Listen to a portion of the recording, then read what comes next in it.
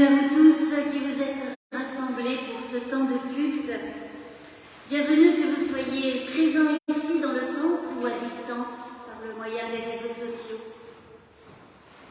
Certains d'entre vous vivent une période heureuse de leur vie, pleine de sourires et d'avenir. Certains traversent un temps d'incertitude ou de questionnement ou de peur. Certains éprouvent de l'amertume ou des remords ou de l'anxiété. Certains sont fatigués, désemparés, pleins d'hésitation. Mais ici et maintenant, vous tous êtes accueillis, vous tous êtes acceptés, tous vous êtes au bénéfice de la grâce et de la paix que Dieu répand en abondance et sans condition. Je vous invite à prier.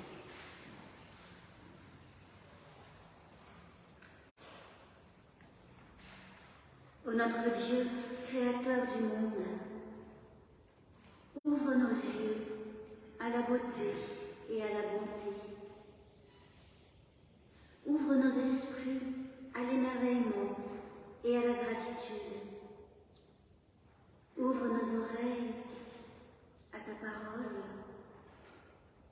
et aux hommes et aux femmes de notre temps. Ouvre nos cœurs à ta présence qui nous bénit. Amen. Nous chanterons le premier des spontanés de ce temps de culte sur la feuille blanche.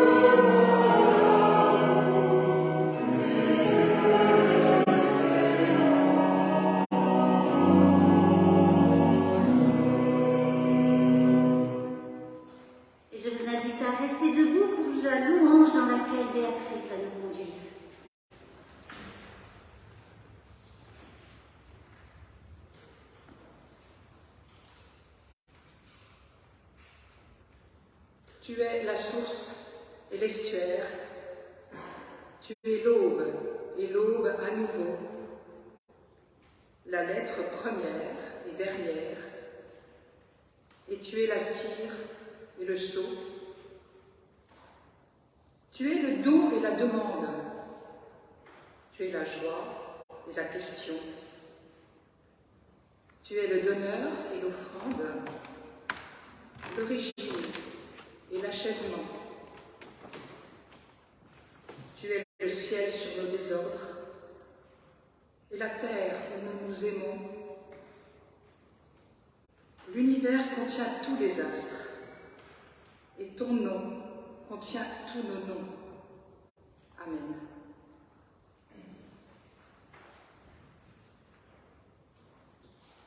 Et nous chanterons le psaume 84, dans ta maison je suis heureux. C'est le premier des 3 psaumes que nous chanterons aujourd'hui pendant ce culte, le psaume 84.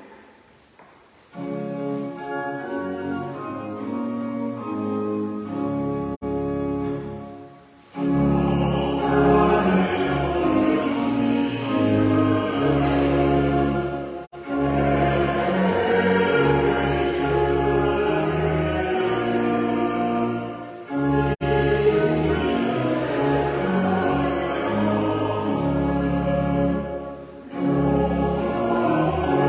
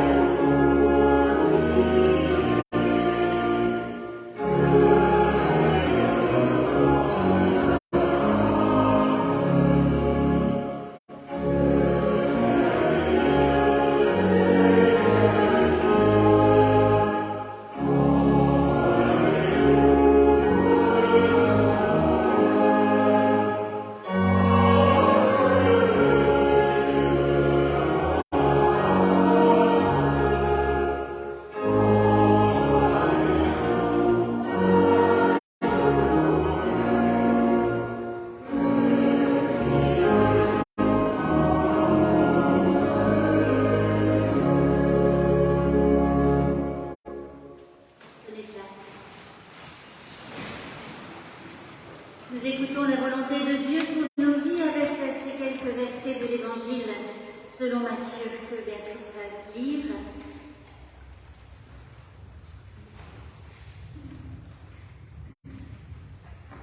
Les pharisiens apprirent qu'il avait réduit au silence les Sadducéens. Ils se rassemblèrent et l'un d'eux, un spécialiste de la loi, lui posa cette question pour le mettre à l'épreuve. « Maître, quel est le grand commandement de la loi ?» Jésus lui répondit « Tu aimeras le Seigneur, ton Dieu, de tout ton cœur, de toute ton âme et de toute ton intelligence. C'est là le grand commandement, le premier. Un second, cependant, lui est semblable. Tu aimeras ton prochain comme toi-même. De ces deux commandements dépendent toute la loi et les prophètes.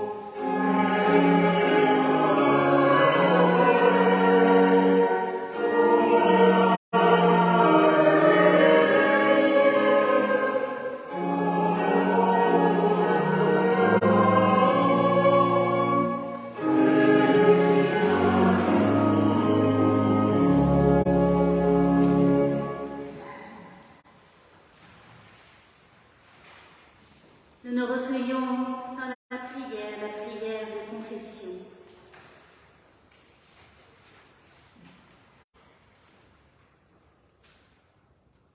Éternel, je veux ce matin déposer ma vie devant toi, toute ma vie.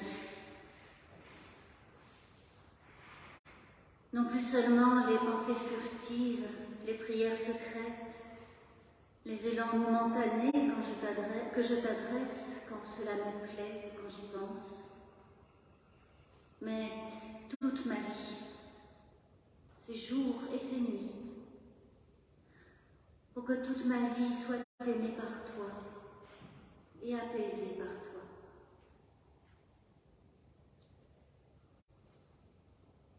C'est vrai, tu n'es pas le seul Dieu dans mon existence. Il y en a d'autres, je le reconnais. Et puis il y en a un immense, qui est moi-même.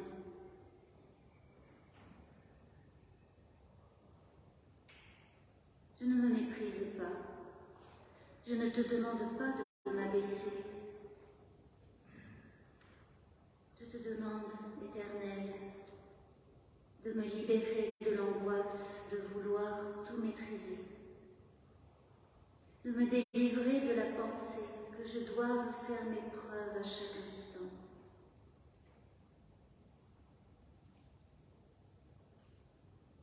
Rappelle-moi sans cesse que la paix vient de toi, que la vie vient de toi, que l'amour vient de toi, que le pardon vient de toi, que l'espérance vient de toi.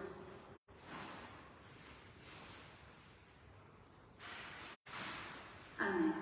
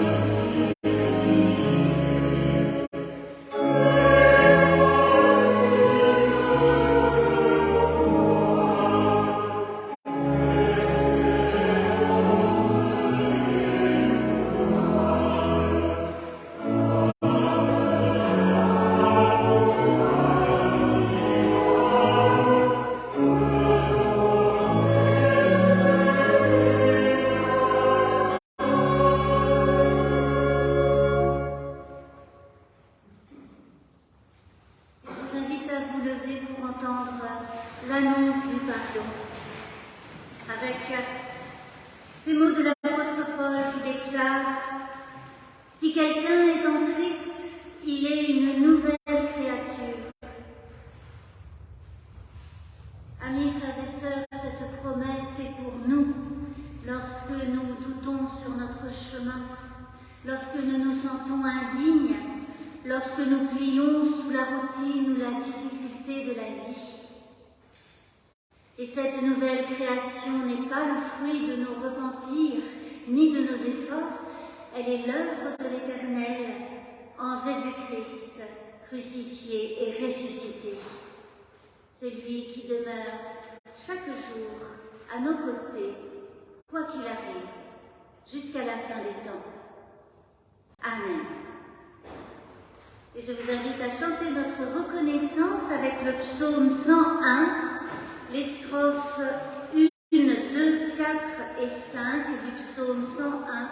Je viens chanter l'amour et la justice.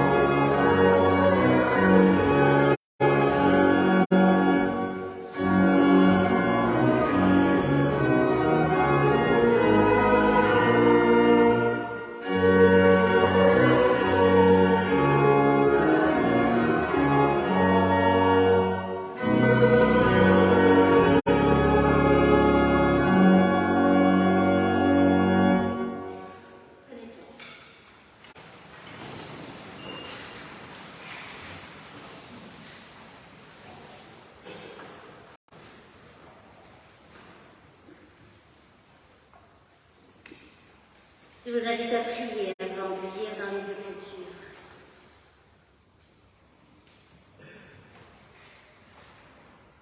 Toi qui es le Dieu d'Abraham, le Dieu d'Isaac et le Dieu de Jacob, toi qui es le Dieu de Jésus-Christ, toi qui es le Dieu d'hommes et de femmes que nous avons rencontrés et dont nous admirons la foi, l'espérance et l'amour, toi qui es notre Dieu, nous te prions.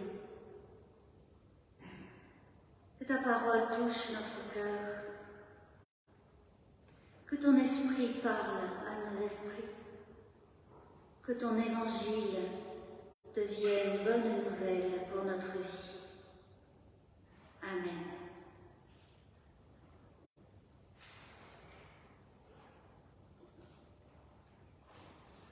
Nous lirons ce matin deux textes qui sont deux des textes proposés à la méditation des Églises aujourd'hui.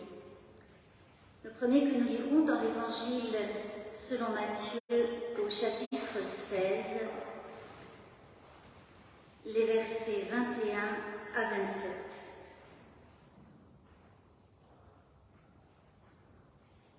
Dès lors, Jésus commença à montrer à ses disciples qu'il lui fallait aller à Jérusalem souffrir beaucoup de la part des anciens, des grands prêtres et des scribes, être tué et se réveiller le troisième jour. Pierre le prit à part et se mit à le rabrouer en disant « Dieu t'en préserve, Seigneur, cela ne t'arrivera jamais. » Mais lui se retourna et dit à Pierre « Va-t'en derrière moi, Satan. Tu es pour moi une cause de chute, car tu ne penses pas comme Dieu, mais comme les humains. » Alors Jésus dit à ses disciples « Si quelqu'un veut venir à ma suite, qu'il se renie lui-même, qu'il se charge de sa croix et qu'il me suive. Car quiconque voudra sauver sa vie la perdra, mais quiconque perdra sa vie à cause de moi la trouvera. Et à quoi servira-t-il à un être humain de gagner le monde entier s'il perd sa vie? Ou bien, que donnera un être humain en échange de sa vie? Car le Fils de l'homme va venir dans la gloire de son Père avec ses anges, et alors il rendra à chacun selon sa manière d'agir.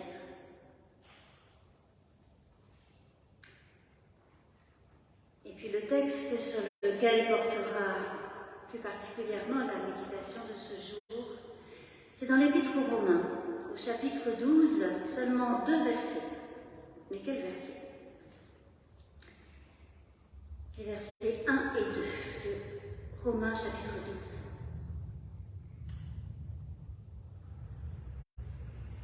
Je vous encourage donc, mes frères, au nom de toute la compassion de Dieu, à offrir votre corps comme un sacrifice vivant, saint et agréé de Dieu. Voilà quel sera pour vous le culte logique et raisonnable. Ne vous conformez pas à ce monde-ci, mais soyez transformés par le renouvellement de votre intelligence pour discerner quelle est la volonté de Dieu, ce qui est bon, agréé et parfait.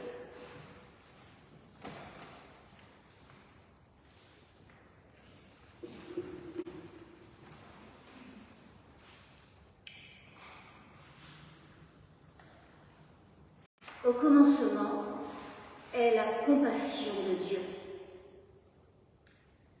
Sur cette conviction de sa foi, l'apôtre Paul nous invite à une révolution, un changement radical de référence, de pensée et de vie, de foi et de comportement, de point de vue et de perspective. Cette divine compassion, ou divine miséricorde selon d'autres traductions, Paul l'a déployée dans les 11 premiers chapitres de l'Épître aux Romains, avec différents tableaux, dans différents domaines, théologie, christologie, et selon différents langages. Et c'est appuyé sur cela, sur cette conviction de la compassion de Dieu première, qu'il commence au chapitre 12, la seconde partie de l'Épître. La compassion de Dieu pour l'humain est à l'origine, à la base, au fondement de l'existence croyante et ses conséquences que Paul va expliciter dans les chapitres suivants. Je vous exhorte, mes frères et sœurs aussi, bien sûr, au nom de la compassion de Dieu. Les 2 versets que nous avons lus représentent ainsi la charnière de l'Épître, entre la première partie et la deuxième, et ils rendent compte également de la charnière de l'existence de quiconque a découvert et reçu la compassion divine. 2 versets, c'est quand même très peu de choses, et pourtant l'existence entière peut se dérouler à partir de là. La compassion de Dieu engage à offrir son corps en sacrifice vivant. Autrement dit, c'est Paul qui le dit, la compassion de Dieu engage à un culte logique et raisonnable. Offrir notre corps en sacrifice vivant, saint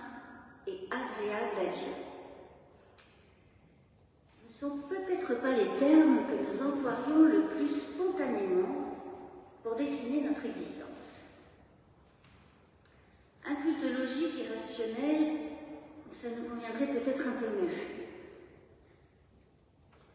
Et puis en même temps, sacrifice, culte, ce vocabulaire particulièrement, entièrement religieux n'est pas tellement celui du quotidien de notre vie, c'est surtout sacrifice. Et puis comment articuler la notion de sacrifice à celle de la compassion de Dieu? Ça laisse pour le moins perplexe. Sinon, franchement désarçonné, avec l'envie plus ou moins furieuse d'envoyer balader le verset, l'épître et l'apôtre. Pourtant, le protestantisme doit tant à Paul et à l'épître aux Romains. Et puis quand même, nous n'allons pas passer outre la compassion de Dieu, la divine miséricorde, la bonté, l'amour, la grâce. Offrir notre corps en sacrifice vivant, ce qui est le culte logique et rationnel, raisonnable. Je me demande si Paul n'a pas eu un petit sourire en écrivant ces deux formules équivalentes. Déjà par satisfaction d'avoir pu écrire en si peu de mots le sens de l'existence humaine croyante, c'est quand même pas si évident. Et puis peut-être aussi pour encourager de tout son cœur ses lecteurs romains à interpréter ces quelques mots. Puisque la compassion de Dieu est au commencement, ce que Dieu attend de nous n'est certainement pas la souffrance et la mort. La compassion n'implique ni courroux, ni vengeance, ni rétribution.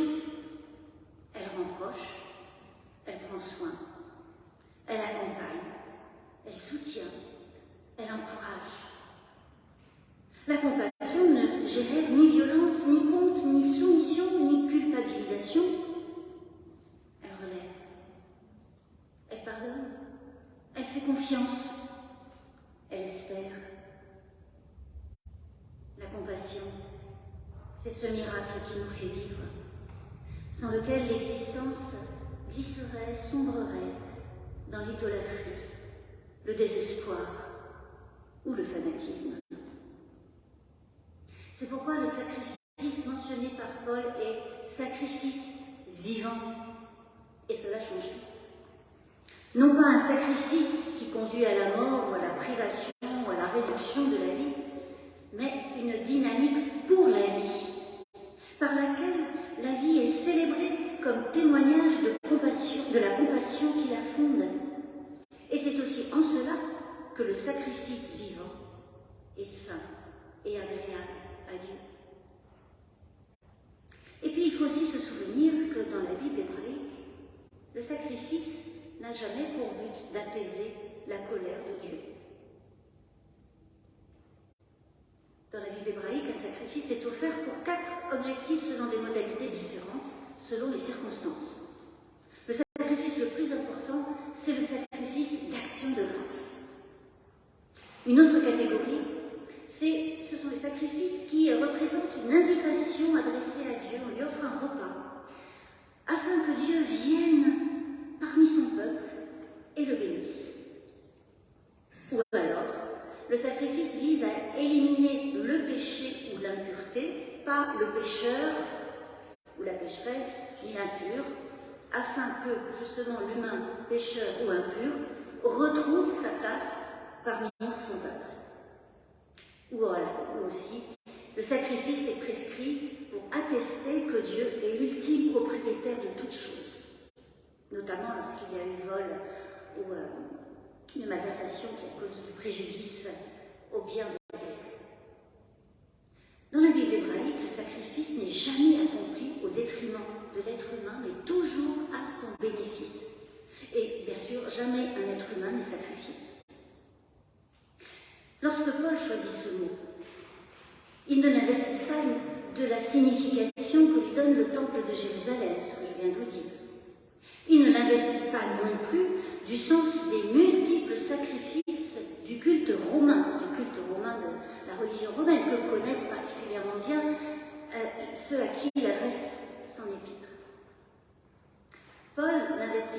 de ce terme avec le sens qui lui a été donné bien postérieurement, plusieurs siècles après Paul, l'interprétation de la mort de Jésus comme sacrifice expiatoire pour le péché du monde, interprétation qui n'est pas biblique. Et puis de plus, c'est notre corps qui est à offrir en sacrifice vivant. Le corps physique, le soma en grec. Mais notre corps physique, c'est bien plus qu'un assemblage d'os, de chair, de sang, d'organes. Il représente, au-delà de sa matérialité, notre être au monde. Notre corps, c'est ce qui nous fait être présents dans le monde, ce qui nous inscrit en tant que vivants sur la terre et en relation avec d'autres vivants. C'est avec notre corps que nous sommes en relation, avec nos sens, avec nos capacités de parole. Tout ça, c'est l'affaire de notre corps. Et lorsque notre présence au monde, lorsque notre être au monde est fondé sur la compassion de Dieu, compassion pour tous, inconditionnellement et malgré tout, eh bien notre vie est relancée en vie confiante et bénéficiaire de la confiance de Dieu, en vie tournée vers autrui.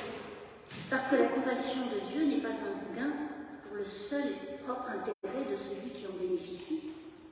La compassion de Dieu, c'est la source d'une dynamique relationnelle nouvelle, par laquelle le monde change, et change en mieux. Le corps offert en sacrifice vivant, saint et agréable à Dieu, c'est l'être humain, habité par la puissance de vie qu'est le Christ, puissance de vie qui vient de Dieu. C'est ce que Jésus dit à ses disciples d'une autre manière. Qui veut sauver sa vie, son âme la perdra. Mais qui perd sa vie, son âme, à cause de moi, la trouvera. Si nous cherchons en nous-mêmes la force de vivre, la raison de vivre, la source de vie, nous ne la trouverons pas. Nous ne réussissons pas à vivre par nous-mêmes, sauf en sacrifiant d'autres vies, ou en nous débarrassant de toute compassion, ou en nous illusionnant de perfection, d'autonomie et d'une conception de liberté qui n'est pas la vraie liberté. Mais alors dans ce cas, est-ce que c'est vraiment vivre?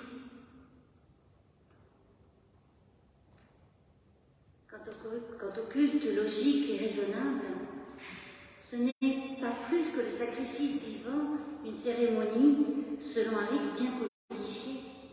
Ce culte équivalent au sacrifice vivant, c'est cette existence humaine fondée sur la compassion de Dieu, sur la grâce de Dieu, sur la confiance de Dieu, sur la confiance en Dieu.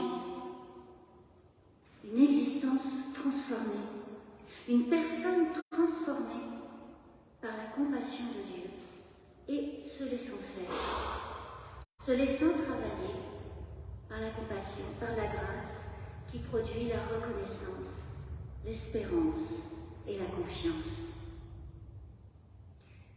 Il s'agit d'en être conscient et de le désirer profondément et d'y veiller et d'y travailler soi-même pour se laisser travailler par cette compassion, d'à la fois être sujet et objet, avec en même temps une part passive et une part active, recevoir et agir, une sorte de voie moyenne en quelque sorte, pour le dire en termes de grammaire et de conjugaison.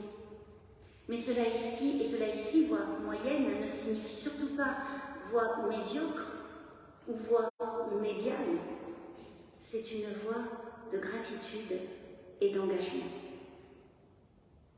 C'est pourquoi Paul poursuit pour faire comprendre ce que sont le sacrifice vivant et le culte, le logique et raisonnable.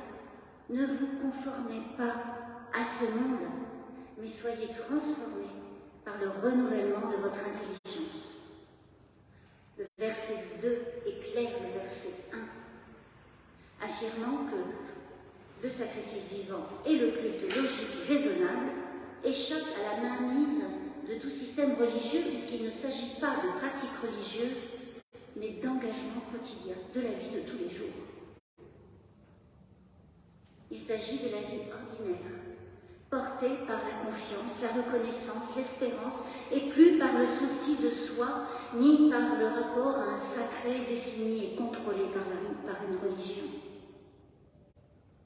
Une telle transformation de la personne correspond à une déconformisation, à une non-conformité au monde, à un anticonformisme évangélique dont Jésus de Nazareth est le modèle par excellence.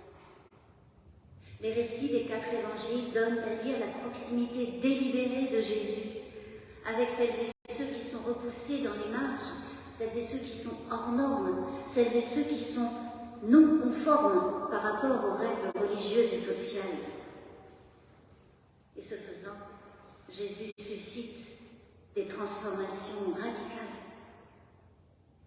Jésus est un non-conformiste, non par principe, mais parce qu'il incarne la compassion de Dieu, parce qu'il est, lui, l'amour et la grâce de Dieu donnés à chacun inconditionnellement.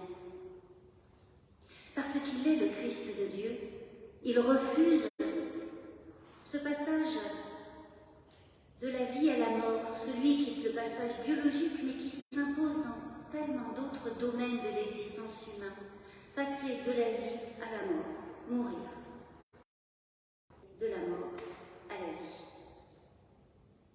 Dans l'autre sens.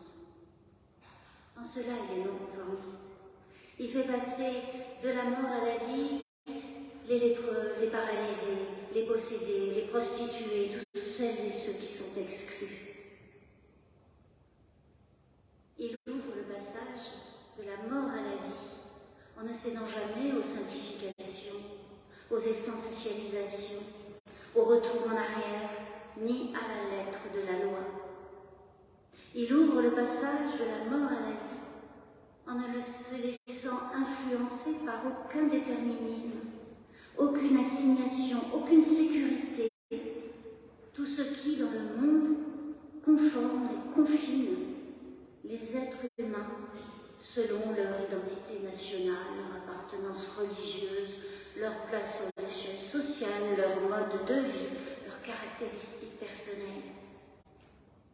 Ainsi, à Pierre qui lui reproche d'annoncer sa mort prochaine, parce que quand même le Seigneur ne peut pas être arrêté et être mis à mort, c'est pas possible.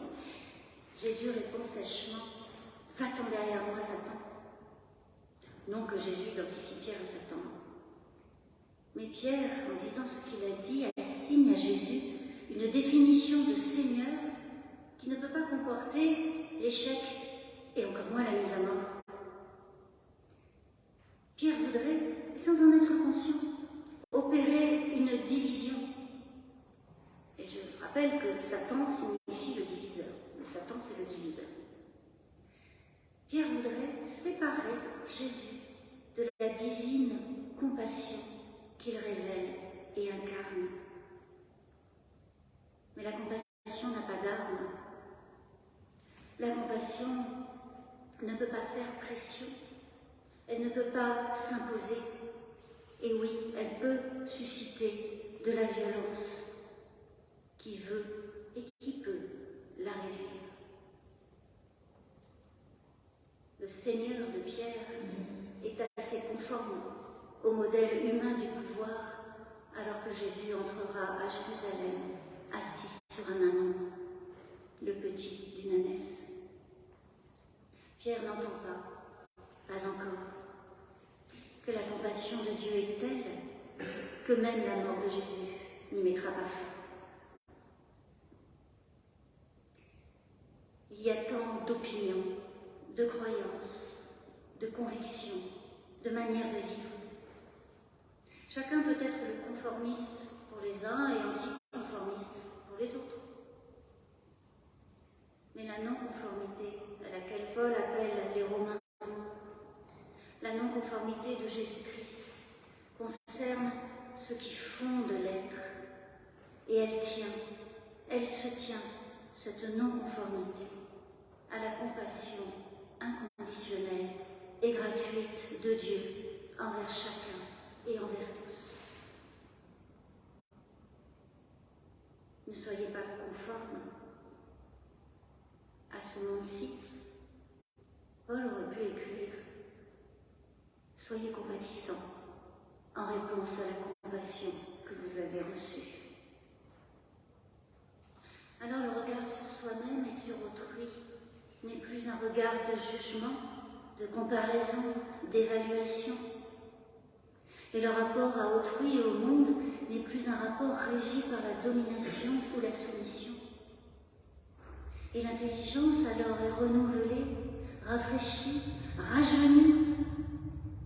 L'intelligence avec toutes ses dimensions de regard, de pensée, d'interprétation, de décision, de relation, est alors capable de discerner ce qui est bon, agréable et parfait, c'est-à-dire ce qui répond, ce qui correspond à la volonté de Dieu, une volonté de vie abondante et de bénédiction inlassable. La volonté de Dieu n'est pas une volonté qui contraint, qui soumet, mais une volonté qui redresse et qui met au large. Et la compassion est une forme éminente de cette volonté divine. Alors puissions-nous en vivre aujourd'hui et chaque jour. Amen.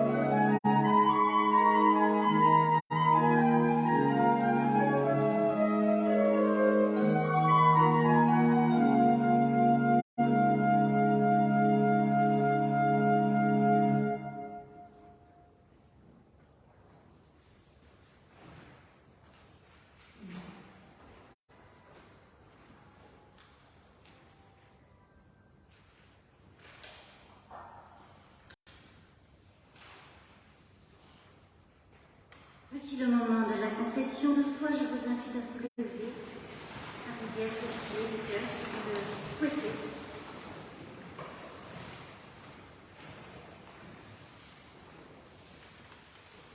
Aujourd'hui, je crois en toi, source de vie qui enfante le monde et te manifeste de diverses manières au cœur de nos expériences de femmes, d'hommes, d'enfants. Aujourd'hui, je crois en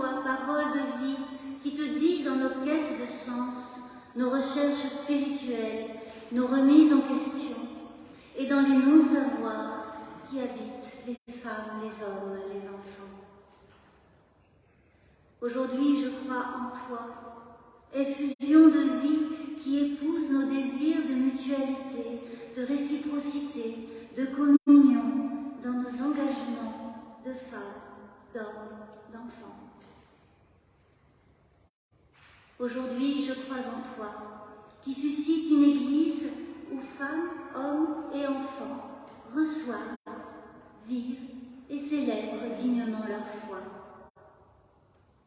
Aujourd'hui, je crois en toi, qui accueille le don suprême de chaque femme, homme ou enfant dans la plénitude de ta vie.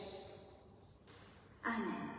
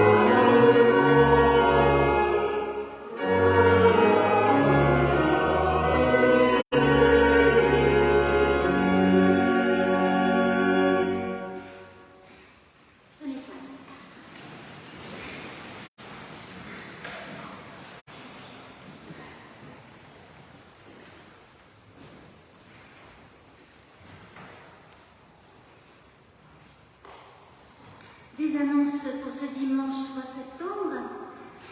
En ce moment se tient le culte de l'Assemblée du désert, au Massoubéran. Et le thème de l'Assemblée du désert, le grand rassemblement du protestantisme francophone, c'est voyageurs sur la terre et la mer, des huguenots au grand large.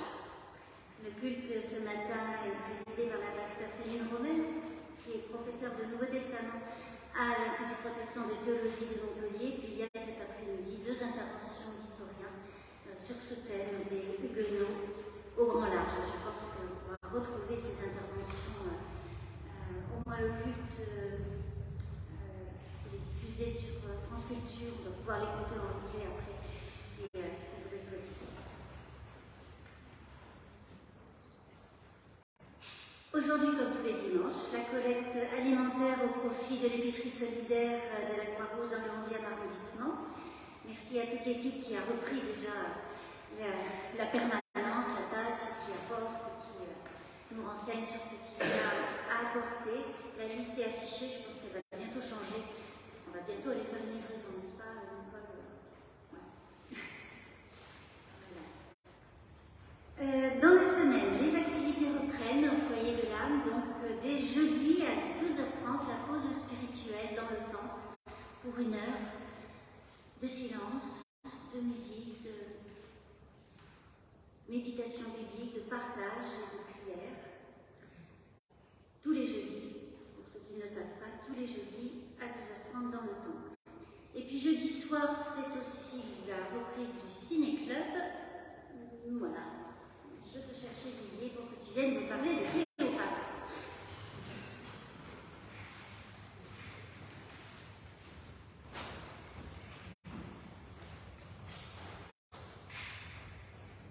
Oui, bonjour à toutes et à tous. Donc le cinéma du foyer de l'âme reprend et nous vous proposons cet automne un cycle avant le christianisme. Toute l'année, nous disons le christianisme au cinéma, ce sera avant le christianisme. Et nous allons commencer avec Cléopâtre, donc l'Égypte antique. Je traite peu de la religion égyptienne d'ailleurs. Alors c'est la version de Cécile B. 2000 avec Claudette Colbert, parce que la version plus connue de Mankiewicz avec Liz Taylor dure 3h30, ce qui peut poser des problèmes techniques. Donc ce sera la version des années 30, qui dure à peu près 2 heures de moins pour raconter la même histoire. Et c'est l'occasion pour ceux qui ont des préjugés sur Cécile B. DeMille de venir les corriger. Il y a le sens du spectacle, mais il y a aussi le sens de l'intime, de l'ironie, de l'émotion, et évidemment un érotisme hollywoodien particulièrement hypocrite. Mais après tout, c'est Cécile B. DeMille qui a créé Hollywood, qui l'a inventé. Voilà, donc c'est jeudi prochain, le film est à 19h45, avec un encas à partager à 19h, au 2e étage là-haut. Venez nombreux, merci.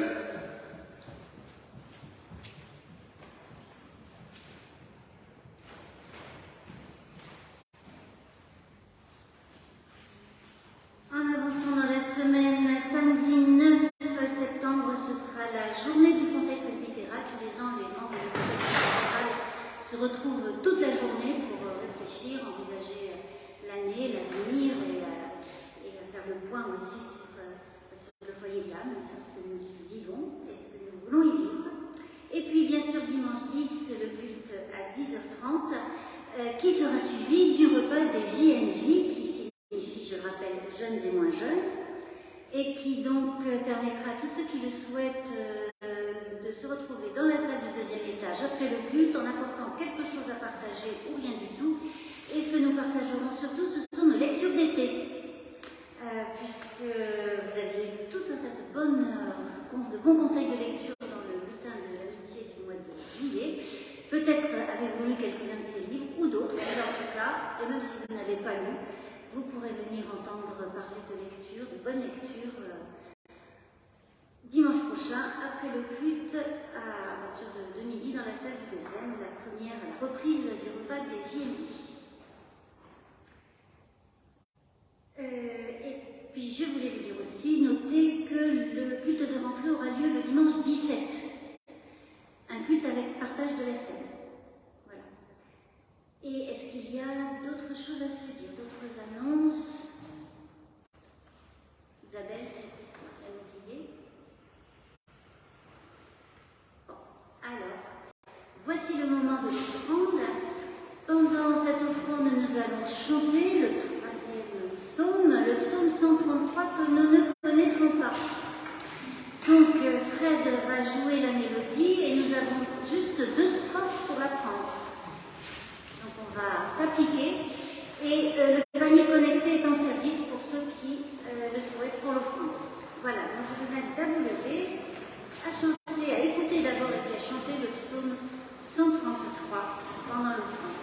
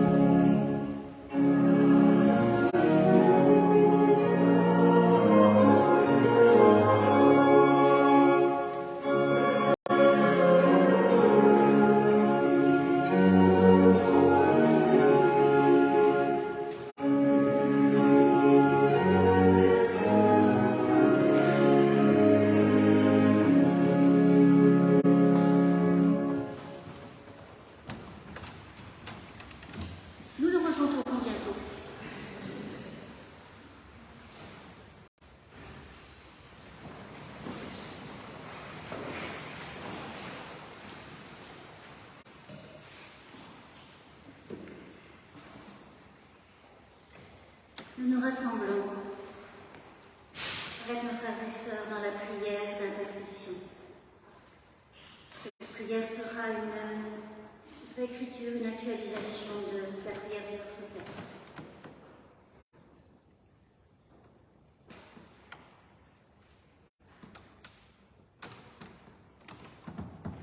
Notre Père qui est au-delà de tout et même du ciel,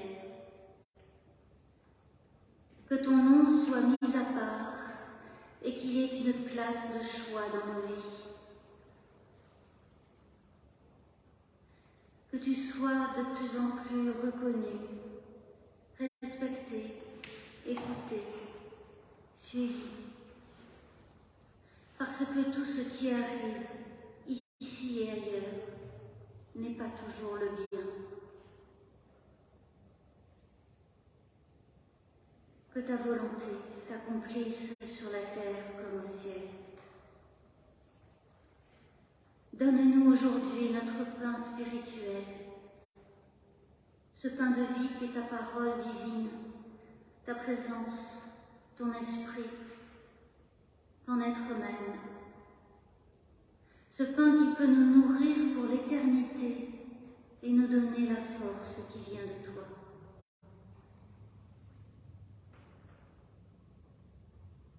Parce que tu nous pardonnes, aide-nous à notre tour à nous pardonner mutuellement.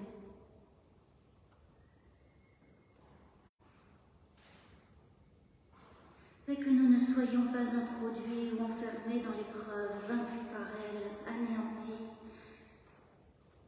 afin que nous puissions relever la tête.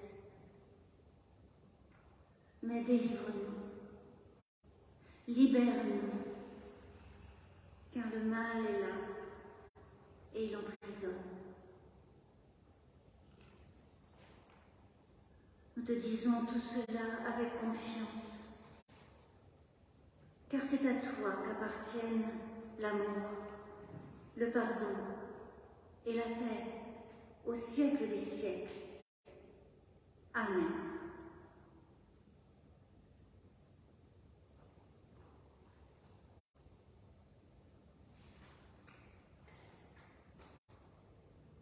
Nous arrivons au terme de ce culte. Comme exhortation, je vous propose d'entendre deux autres versets du chapitre 12 de l'Épître aux Romains. J'invite à vous lever. Deux versets donc dans ces chapitres d'exhortation de l'apôtre, deux versets qui, me semble-t-il, se raccordent particulièrement, de manière particulièrement évidente à cette compassion qui n'est pas conforme au monde. Bénissez ceux qui vous persécutent, bénissez, ne maudissez pas. Réjouissez-vous avec ceux qui se réjouissent, pleurez avec ceux qui pleurent. Voilà.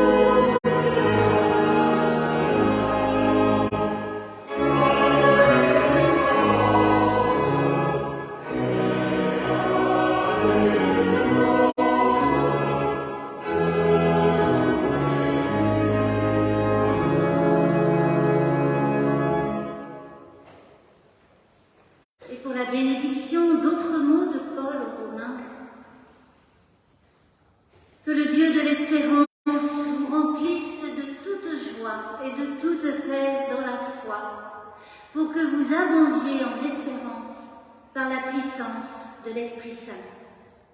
Amen.